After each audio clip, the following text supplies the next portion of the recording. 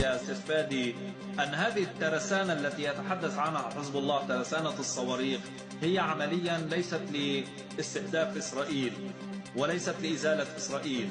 إيران آخر همها إزالة إسرائيل، إيران آخر همها القدس، إيران آخر همها فلسطين وأهل غزة. إيران تستخدم هذه الشعارات المتعلقة بقضية فلسطين، لكن الهدف الأساسي للمشروع الإيراني في المنطقة هو ضرب عمق القرار السني في المنطقة العربية.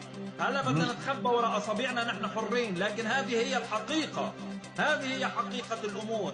إيران التي أسقط عرشها الفارسي الخليفة الثاني عمر بن الخطاب ما زالت حتى هذه اللحظة بعقليتها الفارسية تسعى إلى الثأر من العرب ومن القرار السني، لا من فلسطين ولا من الإسرائيلية. ما بيهمها هذا الموضوع صدقني.